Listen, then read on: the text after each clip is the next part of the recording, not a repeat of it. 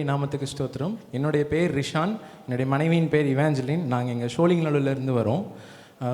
கல்யாணமாகி 3 வருஷமாக குழந்தை பாக்கியம் இல்லாமல் இருந்துச்சு. 3 வருஷங்கிறது ரொம்ப கம்மியாக இருந்தாலுமே அதற்காக பிரயாசப்பட்டு ஏகப்பட்ட ஹாஸ்பிட்டல் ட்ரீட்மெண்ட்டுன்னு சொல்லி ஒவ்வொரு மாதமும் அந்த மாதிரி போயிட்டு இருந்தோம்.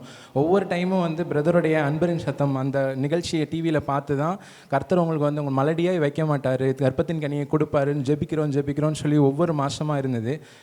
2021 நவம்பரில் பிரதர் ஜெபிக்கிறப்போ சொன்னாங்க, நீங்கள் எப்போ பார்த்தாலும் ஆசீர்வாதம் கேட்டுக்கிட்டே இருக்கியே, நீ கர்த்தருக்கு என்ன செஞ்சேன்னு சொல்லி நீ ஜெபிக்கிறியா, நீ வசனம் பைபிள் வாசிக்கிறியான்னு சொல்லிட்டு பிரதர் பேசினாங்க. அன்றைக்கி நான் பைபிளில் எழுதி வச்சேன், இந்த மாதத்துலேருந்து நான் பைபிள் டெய்லி வாசிப்பேன் அப்படின்னு சொல்லி நான் எழுதி வச்சேன். எழுதி வச்ச 3 மாதத்துலேயே கர்த்தர் எங்களுக்கு ஒரு கர்ப்பத்தின் கனியை எங்களுக்கு வெளிப்படுத்தினார். ஜனவரி மாதம் 2022 கர்த்தர் வெளிப்படுத்தி இந்த கனியை கொடுத்தாரு. அந்த மாதத்துலேருந்து ஒரு மாதமும் கன்சீவாக இருக்கிறப்போ ஒய்ஃபுக்கும் வீட்டில் அம்மா அப்பா எல்லாருக்குமே ஒரு மாதமும் ஒரு பிரச்சனைகள் வந்துக்கிட்டே இருந்தது. அப்போ ஞாயிறு ஆராதனைக்கு கூட போக முடியாமல் வீட்டிலே இருக்கிற சூழ்நிலைகள் நிறைய அந்த மாதிரி நோய்கள் இருந்துச்சு. அப்போ கர்த்தர்கிட்ட கேட்டேன், கர்த்தரே எந்த மாதிரி இருக்குது, நான் என்ன பண்ணுறது, கன்சீவாக இருக்கா, குழந்தை வயிற்றில் இருக்கிறப்போ என்ன பண்ணுறதுன்னு சொல்லி ஜெபிச்சிட்டு இருக்கிறப்போ அன்பின் பாதத்தில் அந்த இன்னொரு நிகழ்ச்சியில் பிரதர் பேசிகிட்டு இருக்கிறப்போ ஒரு தரிசனத்தை எனக்கு கொடுத்தார் கர்த்தர். அந்த தரிசனத்தில் சிங்காசனத்தில் உட்கார்ந்துருக்கிற மாதிரியும் நான் தலையை நிமித்து மேலே வரைக்கும் பார்க்க முடியல, அந்த கால் வரைக்கும் மடி வரைக்கும் தான் தெரியுது உட்கார்ந்துருக்கிறது. அந்த மடியில் ஒரு குழந்தை இருந்துச்சு. அப்போ கர்த்தர் எனக்கு என்ன சொன்னார்னா, உன் குழந்தை என் கையில் இருக்குதுடா, நீ எதுக்கு கவலைப்படுற, எப்பிராயுமே நான் உன்னை எப்படி கைவிடுவேன் அப்படின்னு சொல்லி கர்த்தர் அந்த நேரத்தில் எனக்கு வசனத்தை கொடுத்து அந்த மாதத்துலேருந்து ஆகஸ்ட் மாதம் வரைக்கும் கர்த்தர் வெளிப்படுத்தி நல்ல ஒரு குழந்தையை எங்களுக்கு கொடுத்துருக்கிறாரு. ஆகஸ்ட் மாதம் 3ஆம் தேதி இந்த குழந்தை பிறக்கிறதுக்கு முன்னாடியுமே அந்த டெலிவரி டைமுக்கு முன்னாடி நாங்கள் ரொம்ப ஜெபித்தோம். அப்பையும் டிவி நிகழ்ச்சி மூலிமா பிரதர் சொன்ன வசனம் என்னென்னா, ராஜாக்களும் ஆசாரியர்களும் உன்னோட சந்ததியில் வருவாங்கன்னு சொல்லி சொன்னார். அதே போல் கர்த்தர் ஒரு ராஜா குட்டியை எனக்கு கொடுத்ததற்காக கர்த்தரை ஸ்தோத்திருக்கிறேன். இதன் மூலம் கர்த்தரின் நாமம் வெளிப்படுவதாக. ஆமென். கர்த்தருக்கு ஸ்தோத்திரம். என் பேர் ஜான் வில்லியம். இங்கே ஈஸ்தாம்பரத்துலேருந்து வரோம். நான் சில மாதங்களுக்கு முன்பதாக இந்த ஜெப கூட்டத்துக்கு வந்திருந்தேன். நான் ஒரு 15 வருஷமாக ஒரே கம்பெனியில் வேலை பார்த்துட்டு இருந்தேன். ஒரு சில காரணங்களுக்காக நான் அந்த கம்பெனிலேருந்து வேற ஒரு கம்பெனிக்கு போகணும்னு சொல்லி நான் ரொம்ப பிரியப்பட்டுட்டு இருந்தேன். பட் நான் ரொம்ப வருஷமாக ட்ரை பண்ணிகிட்டு இருக்கும்போது எனக்கு நான் வாங்கிட்டு இருக்கிற சம்பளத்தை விட கம்மியான சம்பளத்துக்கு தான் எனக்கு ஆப்பர்ச்சுனிட்டி கிடச்சிட்டே இருந்துச்சு. ஒரு சில மாதங்களுக்கு முன்பதாக ஜெப கூட்டத்துக்கு வந்திருந்தேன். அப்போ ப்ரேயர் மீட்டிங்லாம் முடிஞ்சதும் எல்லோரும் லைனாக ஐயாட்ட ப்ரேயர் பண்ணிட்டு போயிட்டு இருந்தாங்க. இந்த ஸ்டேஜுக்கிட்ட வந்ததுக்கப்புறம் எனக்குள்ள ஒரு ஒரு ஒரு உணர்வு வந்துச்சு எனக்கு. அப்போ எனக்கு ஒரு என்ன மனசில் தோணுச்சுன்னா, நம்ம இந்த தடவை எனக்கு வேலை பிரச்சனையை பற்றி நம்ம ஐயாட்ட சொல்லி நம்ம ப்ரேயர் பண்ண வேண்டாம். கடவுள்கிட்டருந்து ஒரு வசனம் வருது, அந்த வசனத்தை தான் ஐயா எல்லாத்துக்கும் சொல்லி அனுப்புகிறாங்க. நமக்கு கடவுள்கிட்டருந்து என்ன வசனம் வருதுங்கிறதுக்காக நான் எதுவுமே சொல்ல வேணாம், நம்ம போய் ஐயா அப்படியே நிற்போம், அவர் என்ன சொல்கிறாரோ நம்ம அதை கேட்டு போகலாம் அப்படின்னு சொல்லிட்டு இந்த ஸ்டேஜ் வரைக்கும் வந்தவன் அந்த மனநிலை எனக்குள்ளே தானாக வந்துச்சு. நான் ஐயா கிட்டே போனேன், அமைதியாக நின்னேன். ஐயா என்னை தொட்டு, கர்த்தர் உன்னை ஆசீர்வதித்து நீ வாளாக்காமல் தலையாவாய், நீ கீழாகாமல் மேலாவாய், நீ பட்டணத்தில் மட்டுமல்ல வெளியிலும் ஆசீர்வதிக்கப்பட்டிருப்பாய் அப்படின்னு சொன்னாங்க. எனக்கு அந்த வசனத்தை என் வேலையோட நான் கம்பேர் பண்ணேன். எனக்கு ரொம்ப சந்தோஷமாக இருந்துச்சு. கண்டிப்பாக நம்ம கீழே போக மாட்டோம், மேலே தான் போவோம் அப்படிங்கிற ஒரு எண்ணம் எனக்குள்ளே வந்துச்சு. இது நம்ம வேலை நிமித்தமாக தான் அந்த வசனம் நமக்கு வந்துச்சு எனக்கு தோணுச்சு. நான் ஒரு 3 வருஷத்துக்கு முன்னாடி ஒரு கம்பெனியில் வேலைக்கு கேட்டிருந்தேன். அப்போதைக்கு எனக்கு அந்த வேலை கிடைக்கல. அந்த கம்பெனிலேருந்து திருப்பி எனக்கு கால் பண்ணாங்க. அது இந்தியாவில் இருக்கிற ஒரு பெரிய குரூப் ஆஃப் கம்பெனியில் ஒரு டாப் 5 கம்பெனிக்குள்ளே அந்த கம்பெனி இருக்கும். அந்த கம்பெனிலேருந்து எனக்கு திருப்பி எனக்கு இன்டர்வியூ கூப்பிட்டாங்க. நான் வீட்டில் சொன்னேன். அப்போ அவங்க சொன்னாங்க, அந்த இன்டர்வியூ நீங்கள் போங்க, ஐயா சொன்ன வசனத்தை ஞாபகம் வச்சுட்டு அந்த வசனத்தை சொல்லிவிட்டு நீங்கள் அந்த இன்டர்வியூ அட்டன் பண்ணுங்கள் அப்படின்னு சொன்னாங்க. அந்த வசனத்தை சொல்லிட்டு தான் அந்த இன்டர்வியூ அட்டன் பண்ணேன். அந்த இன்டர்வியூவில் நான் செலக்ட் ஆனேன். எனக்கு முன்னாடி நான் ட்ரை பண்ணும்போதெல்லாம் ஒரு 5000 ரூபாய் கம்மி தான் எனக்கு வேலைக்கு ஆப்பர்ச்சுனிட்டி கிடச்சிச்சு. எனக்கு இந்த கம்பெனியில் இன்டர்வியூ முடிஞ்சமே எனக்கு எவ்வளோ சேலரி வேணும்னு கேட்டாங்க. நான் இப்போ வாங்கியிருக்க சம்பளத்தை விட ஒரு சில சேலரி கொஞ்சம் அதிகமாக தான் சொல்லி நான் கேட்டிருந்தேன். பை காட்ஸ் கிரேஸ் ஹெச்ஆர் எனக்கு திருப்பி கூப்பிட்டு, நீங்கள் செலக்ட் ஆகிட்டீங்க, உங்களுக்கு ஜாப் கன்ஃபார்ம் ஆகிடுச்சு, நீங்க என்ன சம்பளம் கேட்டீங்களோ அந்த சம்பளத்தோட அதிகமாகவே உங்களுக்கு சம்பளம் அப்ரூவ் ஆயிருக்கு, கரங்களை தட்டுவோம். நீங்க வேலையில் வந்து ஜாயின் பண்ணிக்கோங்க அப்படின்னாங்க. கர்த்தர் கொடுத்த அந்த வசனத்துக்காக அவர் அதுபடி என்னை வழிநடத்தி அந்த கம்பெனியில் எனக்கு ஒரு வேலையை கொடுத்து நினச்சி சந்தோஷத்தோடு இன்றைக்கி நான் அந்த சாட்சி சொல்ல வந்திருக்கேன். கர்த்தருக்கு ஸ்தோத்திரம்.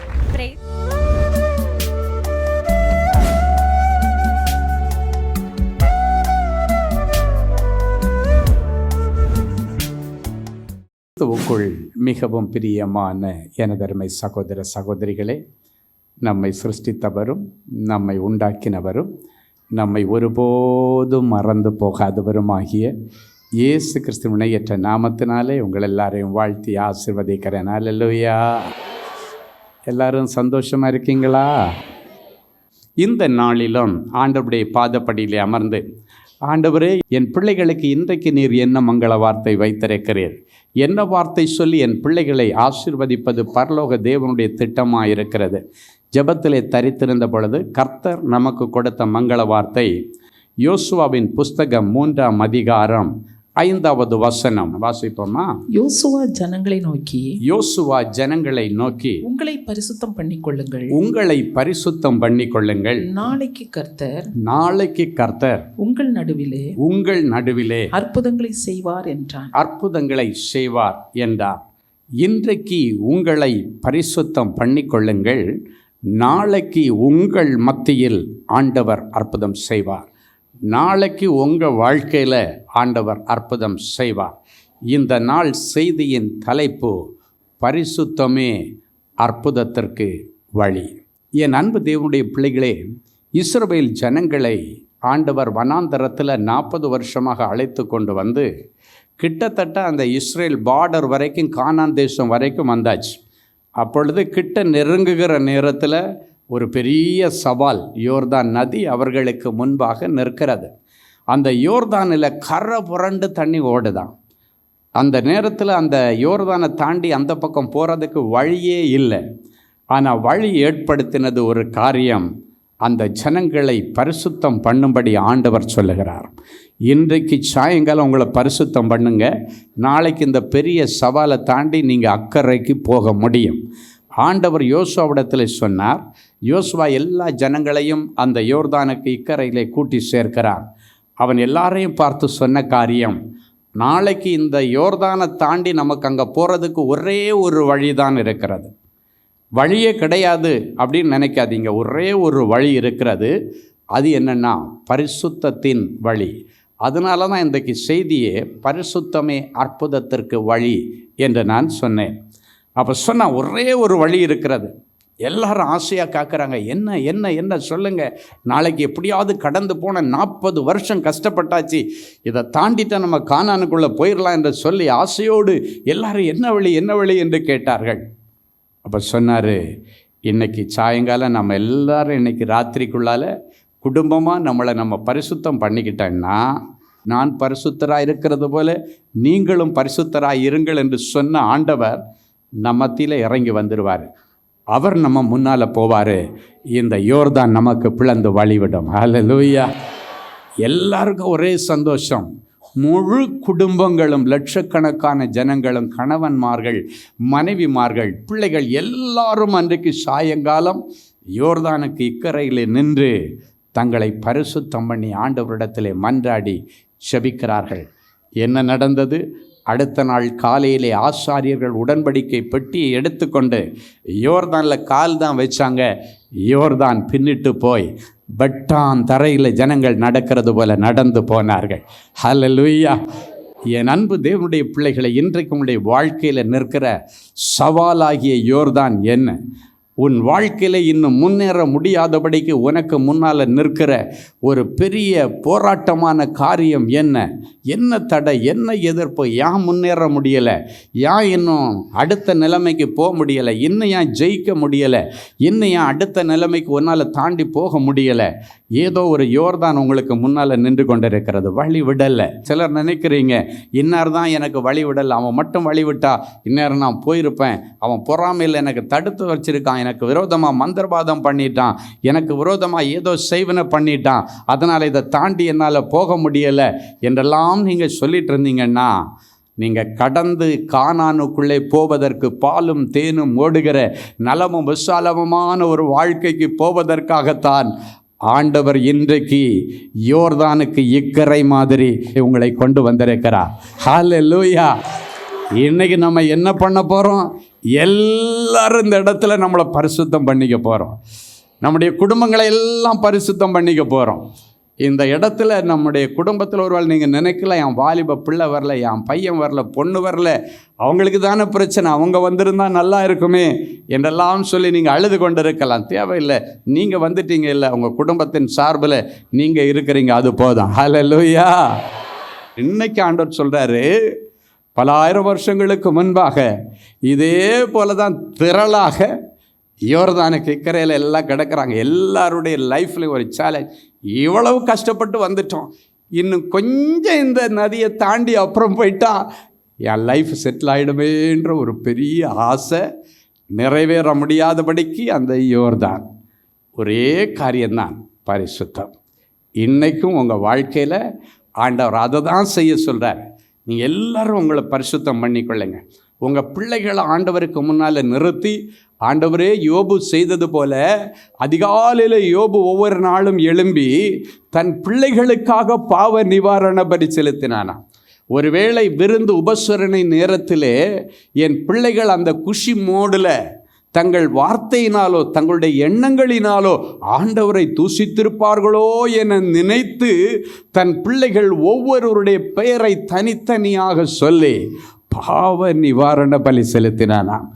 இன்றைக்கு உங்கள் எல்லாருடைய பிள்ளைகள் உங்களுடைய பிரச்சனைகள் எல்லாத்தையும் தனித்தனியாக சொல்லி, ஆண்டவரே எனக்காக சிலுவையில் ஜீவனை கொடுத்த தேவனே, எனக்காக இரத்தம் சிந்தினவரே, எனக்காக சிலுவையில் அடிக்கப்பட்டவரே, என் பிள்ளைக்காக நான் ஜெபிக்கிறேன்னு உங்கள் பிள்ளைகள் ஒவ்வொருடைய பெயரை சொல்லி இன்றைக்கி ஜெபம் பண்ணிட்டு போங்க. நாளையிலிருந்து உங்களுக்கு அற்புதத்தின் மேல் அற்புதத்தை கர்த்தர் கொடுப்பார். ஹல்லேலூயா. சில நேரங்களிலே எதுக்காக ஆண்டவர் இந்த அற்புதங்களை தள்ளி போடுறாரு தெரியுமா? எப்படியாவது என் பிள்ளை என்கிட்ட வந்து சேர்ந்துடணுமேன்ற ஒரு ஆசையில் தானே தவிர எக்காரணம் கொண்டும் உங்களை கஷ்டப்படுத்தி பார்க்கணுன்ற எண்ணம் எங்கள் அப்பாவுக்கு கிடையவே கிடையாது. நீங்கள் கஷ்டப்படக்கூடாதுன்றதுக்காக சிலுவையில் என்னென்ன கஷ்டம் உண்டோ எல்லாத்தையும் அவர் அனுபவித்தார். நமக்காக காரி துப்பப்பட்டார். எல்லாரும் கேவலமாக பேசினாங்க. அவரை அடித்து சித்திரவதை பண்ணி அவரை கீழே விழுந்து சிலுவை பாரத்தினால கீழே விழுந்து எழும்ப முடியாத எழும்பி என்னென்ன கஷ்டங்கள் உண்டோ இந்த உலகத்தில் அத்தனையும் பட்டார்.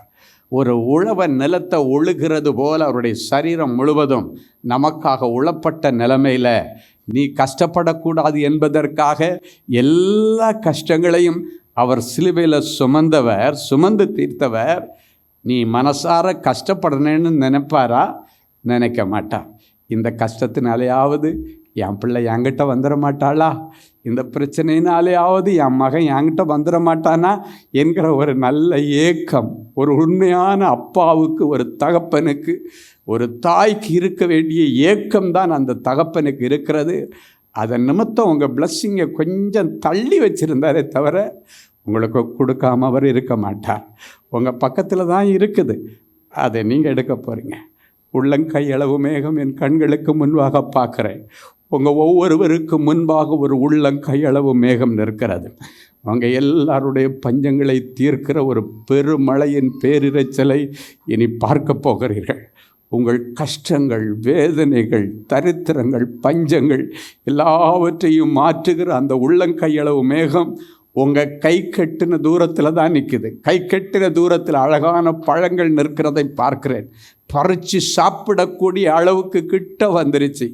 அதை நீங்கள் சுவைக்கிறதற்கு இன்றைக்கி இடையில் நிற்கிற உங்களுடைய அக்கிரமங்கள், பாவங்கள், வேதம் சொல்லுகிறது அவர் உங்கள் செபங்களுக்கு பதில் கொடுக்க முடியாதபடிக்கு உங்கள் அக்கிரமங்களை ஆண்டவருக்கும் உங்களுக்கும் இடையில் ஒரு தடக்கெல்லாம் இருக்குதான். அந்த அக்கிரமத்தை எல்லாம் இன்றைக்கி நீங்கள் மாற்றணும். அக்கிரம சிந்தைகள் எல்லாம் மாற்றிடணும். அக்கிரம பேச்சுகள் எல்லாம் மாற்றணும். நீங்கள் சொல்லணும், ஆண்டவரே அன்னைக்கு ஒரே நாள் போர் சேவர்கள், பரிசேயர்கள், சதுசேயர்கள் எல்லாம் உங்களை அடித்து துன்புறுத்தினாங்க. ஒரே நாள் தான் நடத்தினாங்க. ஆனால் இன்றைக்கி நம்ம செய்கிற பாவங்களை நிமித்தம் ஒவ்வொரு நாளும் காலையிலேருந்து நைட்டு வரைக்கும் நமக்கு உயிர் பிச்சை கொடுத்து உயிரோடு வச்சிருக்கிற ஆண்டவரை இன்னைக்கு நம்ம கஷ்டப்படுத்திட்டு இருக்க. அவர் மனசு ரொம்ப நோகிற மாதிரி நம்முடைய செய்கைகள், நம்முடைய பேச்சுக்கள், நம்முடைய எண்ணங்கள் எல்லாம் இருக்கிறது. என் அன்பு தேவனுடைய பிள்ளைகளே, அந்த ஆண்டவருக்கு நீங்கள் நன்றி கடன் செலுத்துறதுன்னு ஒன்று இருந்தால், இன்னைக்கு பிறகு ஆண்டவரை உங்களை நான் அடித்து துன்புறுத்த மாட்டேன். இன்னைக்கு பிறகு உங்கள் தலையில் சிரசு அடியில் நான் முள்முடி சூட்ட மாட்டேன். இன்னைக்கு பிறகு தகாத காரியங்களினால் உங்களுடைய இருதயத்தை துக்கப்படுத்த மாட்டேன். ஆண்டவரே, என்னை மன்னியும் ஆண்டவரே, இன்றிலிருந்து நான் ஒரு புது வாழ்க்கை ஆரம்பிக்க போகிறேன்னு சொல்ல போகிறீங்க. ஹல்லேலூயா. நீங்கள் புது வாழ்க்கை ஆரம்பித்தாச்சுன்னாலே உங்கள் வாழ்க்கையில் புதிய அத்தியாயம் ஒன்று ஸ்டார்ட் ஆகும். ஆமேன். ஒரு அருமையான வசனம் 2 கொரிந்தியர் 7:1 சொல்லுகிறது, வாக்குத்தத்தங்கள் நமக்கு உண்டாயிருக்கிறபடியினாலே பிரியமானவர்களே, மாம்சத்திலும் ஆவியிலும் உண்டான எல்லா அசுசியும் நீங்க நம்மை சுத்திகரித்து கொண்டு பரிசுத்தமாக்குதலை தேவ பயத்தோடே பூரணப்படுத்த கடவோம் என்று சொல்லப்பட்டிருக்கிறது. அப்படின்னா என்ன அர்த்தம்? வாக்குத்தத்தங்கள் நமக்கு உண்டாயிருக்கிறபடியினால் அந்த வாக்குத்தத்தங்களுடைய நிறைவேறுதலுக்காக உங்களுடைய சரீரமும் உங்களுடைய ஆவியும் பரிசுத்தமாக்கப்பட வேண்டும் என்று ஆண்டவர் சொல்லுகிறார். மாமிசம் என்று சொல்லக்கூடியது நம்முடைய வெளியரங்கமான மனுஷன், நம்முடைய சரீரம். ஆவி என்று சொல்லக்கூடியது நம்முடைய உள்ளான மனுஷன். ஸோ ஆவியில் எப்படி ஒரு மனுஷன் பாவம் செய்கிறான் அப்படின்னு பார்த்தீங்கன்னா, ஆவியானவரை துக்கப்படுத்துவது, இல்லாவிட்டால் நம்முடைய சிந்தனை மூலமாக பாவம் செய்வது, ஆண்டவரை அவமதிப்பது, ஆண்டவருடைய வார்த்தைகளை குறித்து தகாத விளக்கங்களை சொல்லி அநேகரை குழப்புவது, இப்படிப்பட்ட காரியங்கள் நம்முடைய உள்ளான மனுஷன் சம்பந்தப்பட்ட பாவங்கள். வெளியரங்கம் மாம்சம் சம்பந்தப்பட்ட பாவங்கள் என்று சொல்லக்கூடியது நம்முடைய சரீரத்தினால, கைகளினால, ஐம்புலன்களினால நாம் செய்யக்கூடிய பாவங்கள். அப்போ ஆண்டவர் என்ன சொல்லுகிறார்? ஆவியினாலும் நம்முடைய மாம்சத்தினாலும் செய்த எல்லா பாவங்களையும் அறிக்கை செய்து விட்டுவிடும் பொழுது வாக்குத்தத்தங்கள் நிறைவேறும் என்பது தான் இந்த வசனத்தினுடைய வெளிப்பாடு. நிறைய பேர் நினைக்கிறீங்க, ஒவ்வொரு வருஷமும் எனக்கு திருச்சபையில் வாக்குத்தத்தம் கொடுக்குறாங்க, வாக்குத்தத்த அட்டைன்னு ஒன்று கொடுக்குறாங்க, அதை நான் வாங்கிட்டு போகிறேன், டெய்லி இதை வச்சு ஜெபம் பண்ணுறேன், ஆனால் என் வாழ்க்கையில் பலிக்கலை. சபையில் இந்த ஆசீர்வாதங்கள் உங்கள் சிரசில் வைத்து ஆண்டவர் ஆசீர்வதிக்கிறேன் என்று சொல்லுகிறாரே, அது ஏன் எனக்கு நிறைவேறலை? இப்போ சொன்ன இந்த 2 கொரிந்தியர் 7:1 அதற்கு பதில் இருக்கிறது. அதில் என்ன சொல்லப்பட்டிருக்கிறது? வாக்குத்தத்தங்கள் எல்லாம் நிறைவேறத்தக்கதாக உங்களுடைய ஆவியிலும் மாமிசத்திலும் நீங்கள் பரிசுத்தப்பட வேண்டும் என்று ஆண்டவர் சொல்லுகிறார். அப்படின்னா சபையிலே அவர்கள் ஜெபித்து கொடுக்கிற வாக்குறுதிகள், ஆண்டவர் கொடுக்கிற வாக்குறுதிகள், அது அவங்க கொடுத்தாச்சு. இப்போ நம்ம அதை பெற்றுக்கொள்வதற்கு நம்மளை தகுதிப்படுத்தணும். ஆண்டவருக்கு முன்பாக நம்மளை பரிசுத்தம் பண்ணி, ஆண்டவரே, இந்த வாக்குத்தத்தம் என் வாழ்க்கையில் நிறைவேறும்படிக்கு என்னை ஒப்பு கொடுக்கிறேன், என்னிடத்தில் என்ன பாவம் இருக்கிறது, என்ன குறை இருக்கிறது, எனக்கு வெளிப்படுத்துங்க ஆண்டவரே. இன்றைக்கி நம்ம ஜெபிக்க உட்கார்ந்த உடனடியாக நம்முடைய தேவைகளை தான் பட்டியல் போட்டு ஆண்டவரிடத்தில் சொல்லுகிறோம். ஒன்றும் தப்பு இல்லை. அப்பாட்ட பிள்ளைங்க கேட்பாங்க, கேட்டு தான் ஆகணும், அதிலெல்லாம் தப்பு இல்லை. ஆனால் அதுக்கு முன்னால் ஒரு நிமிஷம் ஆண்டவரிடத்தில் வந்து பலிபீடத்துக்கு முன்னால் நின்றுட்டு ஆண்டவர் சொல்லியிருக்கா, யார்கிட்டையாவது நான் மனஸ்தாபமாக இருந்தால் மன்னிச்சுட்டு அப்புறம் பலிபீடத்தில் வந்து நீ பலி செலுத்துன்னு சொன்னார். அதே போல் உங்களுடைய விண்ணப்பங்களை வைக்க முன்னால், ஆண்டவரே, என்னிடத்தில் என்ன குறை கண்டீர், நான் என்ன செய்ய சித்தமாக இருக்கிறேன், தெரிஞ்சோ தெரியாமலோ சில பாவங்கள் நான் செய்திருந்தாலும் எனக்கு கிருபையாக மன்னிச்சிருங்க ஆண்டவரே என்று சொல்லி மன்னிப்பு கேட்டுட்டு உங்களுடைய விண்ணப்பங்களை வச்சிங்கன்னா அவைகள் நிறைவேறும் என்பதை என்னுடைய அனுபவத்தில் நான் சொல்கிறேன். சிலர் என்கிட்ட கேட்பாங்க, நீங்கள் வியாபாரம் பண்ணிகிட்டு இருந்தோம், இப்போ தான் ஊழியத்துக்கு வந்தீங்க, ஊழியத்துக்கு வந்து கொஞ்ச நாள் தான் ஆச்சு, அதுக்குள்ளே உங்களுடைய ஊழியத்தினுடைய விரிவாக்கத்தினுடைய ரகசியம் என்ன? நிறைய தெய்வ பிள்ளைகள் என்னிடத்தில் கேட்டிருக்கிறார்கள். அதுக்கு பதில் இன்றைக்கி உங்களுக்கு சொல்கிறேன். நீங்களும் இருக்கிற ஃபீல்டில் கலக்கணும். ஆமேன். அதுக்கு ஒரே ரீசன் என்னென்னா, நான் எங்கே ஊழியத்துக்கு போனாலும் சரி, ஒரு சின்ன ஊழியம், ஒரு ஹாஸ்பிட்டல் ஊழியமாக இருந்தாலும் சரி, நான் போக முன்னால் ஆண்டவர்கிட்ட சொல்லுவேன், ஆண்டவரே, என்னை எதிர்பார்த்து யாரும் அங்கே இருக்க மாட்டாங்க, எல்லாரும் உங்களை எதிர்பார்த்துட்டு இருப்பாங்க. உங்கள் ஸ்தானத்தில் நான் போகிறேன், அப்போ நான் உங்களை போல் மாறி அங்கே போனால் தான் ஜனங்களுக்கு ஒரு விடுதலை கிடைக்கும், அவங்களுக்கு ஒரு அற்புதம் கிடைக்கும். உங்களை போல் என்னை மாற்றுங்கப்பா அப்படின்னு கேட்பேன். சில நேரங்களில் ஆண்டவர் என் கூட வர முடியாமல் நின்று ஸ்ட்ரைக் பண்ணிட்டு நிற்கிறத நான் பார்த்துருக்கிறேன். எனக்கு தெரியும் ஆண்டவர் வந்துட்டார், நான் கிளம்பலாம் அப்படின்றதும் இல்லை, ஏதோ ஒரு பிரச்சனை இருக்குது, எனக்கு அந்த ப்ரெசன்ஸ், அந்த தெளிவு வரல, இல்லை ஆண்டவர் ஏதோ நம்ம கூட வர்றதுக்கு இன்றைக்கி ரொம்ப யோசிக்கிறார் அப்படின்றத நான் பார்த்துருக்கேன், அனுபவத்தில் சொல்கிறேன். நீங்கள் அனுபவித்து பாருங்கள், தெரியும். உடனே நான் சரண்டர் ஆயிடுவேன். ஆண்டவரே, ஏதோ நீங்கள் இன்றைக்கி கூட வர்றதுக்கு ரொம்ப யோசிக்கிறீங்க, ஏதோ நடந்திருக்கு பிரச்சனை, எனக்கு தெரியாமல் கூட நடந்திருக்கலாம், தெரிஞ்சு கூட நடந்திருக்கலாம். நீங்கள் சொன்னால் தானப்பா எனக்கு தெரியும், சொல்லுங்கப்பா, அப்படியே சரண்டர் ஆயிடுறேன். என்னால் என் பிள்ளைகளுக்கு ஆசீர்வாத கேடு வந்துடக்கூடாது. உங்களை நம்பி வருவாங்க, ஆயிரக்கணக்கான ஜனங்கள் வருவாங்க, அவங்கள ஆசீர்வதிக்கத்தானே நான் போகிறேன். என்னாலேயே அவங்களுக்கு ஒரு ஆசீர்வாத கேடுன்னா நான் ஊழியத்தில் இருந்து ஊழியம் செய்து பிரயோஜனம் இல்லை. என்னன்னாலும் சொல்லுங்கள், நான் செய்கிறேன், நான் மன்னிப்பு கேட்டுக்கிறேன். அப்போ அன்னைக்கு சில நேரங்களில் நான் பேசின ஒரு காரியமோ நான் செய்த ஏதோ ஒரு காரியம், அதை நான் ஒரு சீரியஸாகவே எடுத்திருக்க மாட்டேன். அந்த காரியம் ஆண்டவருக்கு துக்கமாக இருந்திருக்கும். அதை சொல்லுவார். நான் சொல்ல, ஆண்டவரே சாரி, தெரியாமல் நான் பண்ணிட்டேன், நான் மன்னிச்சிருங்க, இன்னொரு முறை நடக்காத மன்னிச்சிருங்க, நீ வாங்கினதுக்கப்புறம் ஆண்டவர் வருவார். என் அன்பு தேவனுடைய பிள்ளைகளை எதுக்கு இதை சொல்கிறேன்னா, அந்த ஊழியத்தினுடைய வளர்ச்சி, அந்த முன்னேற்றத்தினுடைய காரணம், அதிசயங்கள் நடக்கிறது, அற்புதங்கள் நடக்கிறது, வெளிப்பாடுகள் வருகிறது. காரணம் என்ன? ஆண்டவர் கூட வருகிறார். உங்கள் பிஸ்னஸ்லேயோ, உங்கள் வியாபாரத்திலேயோ, ஊழியத்திலேயோ, படிப்பிலேயோ நீங்கள் சக்ஸஸ் ஆகி மடன்னா வரணுன்னா வேறு ஒன்றும் இல்லை, ஆண்டவர் கூட இருந்தால் போதும். அவரை விட்டுட்டா அவர் நம்மளை விட்டுருவார். அவரை கூட வச்சுருந்தீங்கன்னா ஒன்றும் வேண்டாம். அவர் சிம்பிளாக ஒரு லாஜிக் சொல்கிறேன், இது ஒன்றும் பெருசாக யோசிக்க வேண்டிய ஒரு பெரிய இது ஒன்றும் கிடையாது. ஒரு வேலைக்காக இன்டர்வியூக்கு போகிறீங்க, ஒருத்தர் நம்மளை இன்டர்வியூ பண்ணுறாரு.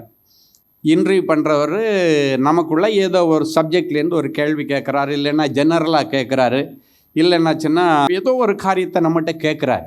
அப்போது நீங்கள் படித்தது கொஞ்சமாக இருக்கலாம், நீங்கள் கேட்காத ஒரு டிபார்ட்மெண்ட்லேருந்து அவர் கேட்பார். ஒருவேளை நீங்கள் சப்ஜெக்டில் தயாராக போயிருப்பீங்க, அவர் வந்து ஜெனரல் கொஸ்டின் ஏதாவது கேட்கல, அது உங்களுக்கு தெரியாது. ஆனால் ஆண்டவர் உங்களுக்குள்ளால் இருந்தாருன்னா, இல்லைன்னா பரிசுத்த ஆவியானவர் உங்களுக்குள்ளே இருந்தாருன்னா, நீங்கள் கற்றுக்கொண்டதிலிருந்து எடுத்து ஞாபகப்படுத்துவார். என்னைக்கோ ஒரு நாள் பேப்பரில் வாசிச்சிருப்பீங்க, அவங்க கேட்குற அந்த கொஸ்டினுக்கு ஆன்சர், அந்த தலைவர் யார், இல்லைன்னா இந்த இவருடைய பேர் என்ன அப்படின்னா என்னைக்கோ ஒரு நாள் பேப்பரில் பார்த்துருப்பீங்க, இல்லைன்னா டிவியில் பார்த்துருப்பீங்க, அதை சீரியஸாக எடுத்துருக்க மாட்டீங்க.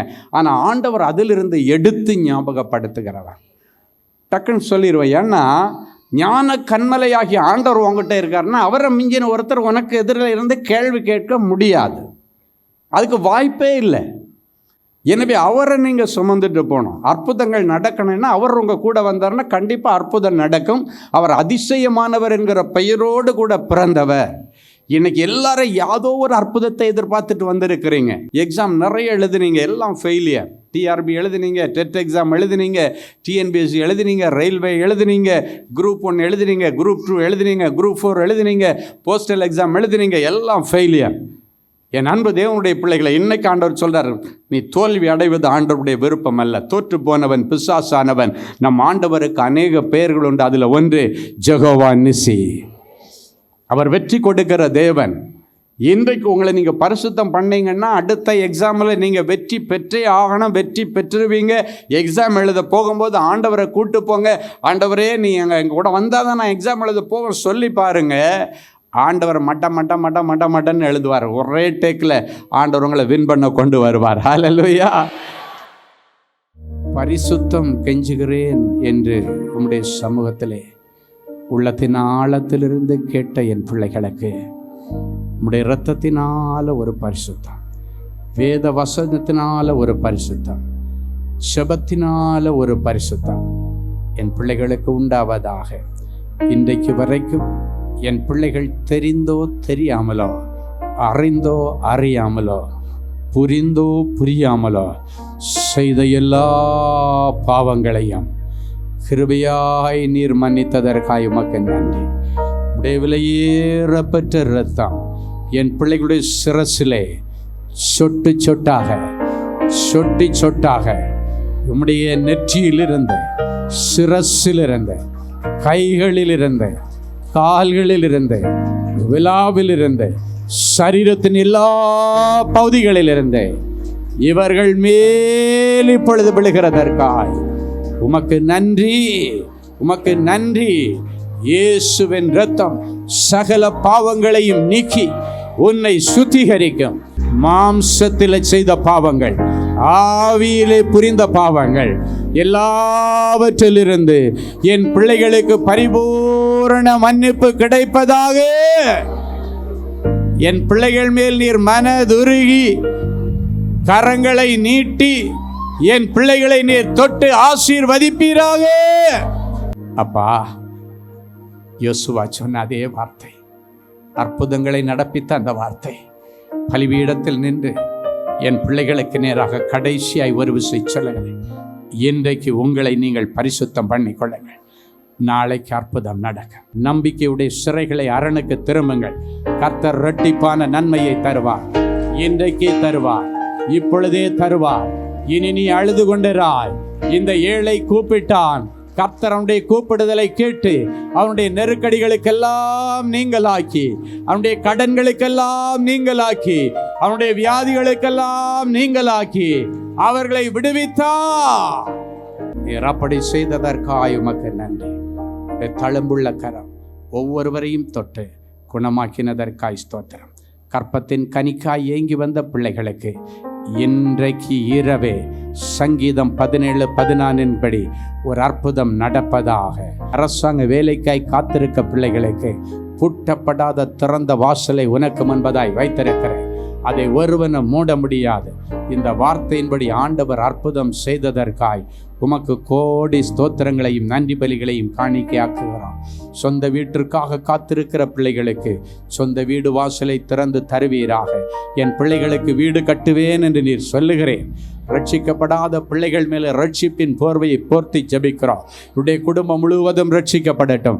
குடும்பத்தில் ஒருவர் ரட்சிக்கப்பட்டால் முழு குடும்பமும் ரட்சிக்கப்படும் என்று சொன்னீரே. ரட்சிக்கப்படாத புருஷன், ரட்சிக்கப்படாத மருமகன், ரட்சிக்கப்படாத மருமகள், ரட்சிக்கப்படாத பிள்ளை இயேசுவின் நாமத்தினாலே இன்றைக்கு ரட்சிக்கப்படுவார்களாக. தேவனுடைய கரம் அற்புதம் செய்ததற்காய் ஸ்தோத்திரம். எப்பேற்பட்ட வியாதியை சுமந்து வந்திருந்தாலும் தழும்புகளினால் சுகமாகட்டும். இயேசுவின் மூலம் பிதாவே, ஆமேன்.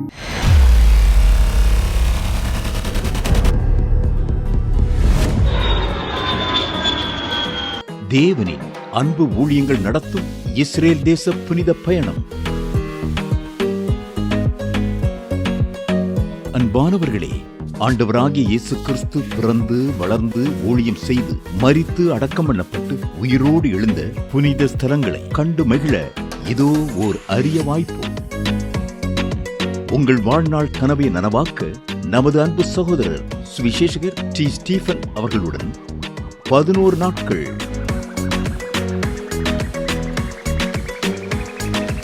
எகிப்து,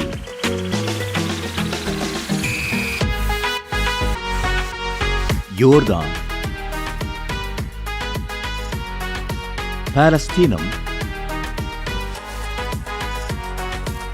இஸ்ரேல் தேசங்களுக்கான புனித பயணம். 2025 ஆண்டிற்கான இந்த புனித பயணமானது வருகிற மே மாதம் 19ஆம் தேதி முதல் 29ஆம் தேதி முடிய 11 நாட்கள் நடைபெறுகிறது. இது ஒரு சாதாரண சுற்றுலா அனுபவம் அல்ல. இயேசு கிறிஸ்துவின் பாதங்கள் பதிந்த இடங்களில் உங்களுடைய பாதங்களும் பதியும்படிக்கு அவருடைய கரங்களை பிடித்து நடக்கிற ஓர் உன்னத அனுபவம். மேலும் விவரங்களுக்கு தொடர்பு கொள்ள செல்போன் எண்கள் 7299-47999 மற்றும் 9841437999. Email exodusholytours@gmail.com. Website www.exodusholytours.com. Genesis Creations Media Academy-யில் 3 மாதங்களில் தொழிற்கல்வி சான்றிதழோடு video editing, videography, photography, drone piloting, studio recording, Photoshop, live streaming, live video mixing and live sound mixing ஆகிய தொழிற்கல்விகள் பயிற்றுவிக்கப்படுகிறது. புது தொழில் நுணுக்கங்களுடன் குறைவான கட்டணத்தில் நிறைவான தொழிற்கல்வி பெற்றுக்கொள்ள உங்கள் எதிர்கால கனவை நினைவாக்க எங்களது ஜெனசிஸ் கிரியேஷன்ஸை இன்றே தொடர்பு கொள்ளுங்கள். மேலும் விவரங்களுக்கு 7824850999 என்ற எண்ணை தொடர்பு கொள்ளுங்கள். அன்பு தேவனுடைய பிள்ளைகளே, இந்நிகழ்ச்சியின் மூலம் நீங்கள் பெற்றுக்கொண்ட ஆசீர்வாதங்களையும் உங்கள் ஜெப விண்ணப்பங்களையும் அனுப்ப வேண்டிய முகவரி: தேவனின் அன்பு ஊழியங்கள், எண் 340B/1A, 3B1 Vinayak avenue, OMR road, Okkiyam, Thoraipakkam, Chennai 600097. இது இந்தியன் ஆயில் பெட்ரோல் பங்க் எதிரில் அமைந்துள்ளது மற்றும் காக்னிசன்ட் டெக்னாலஜி சொல்யூஷன்ஸ் அருகிலும் அமைந்துள்ளது. மின்னஞ்சல் prayer@godsloveministries.co.in.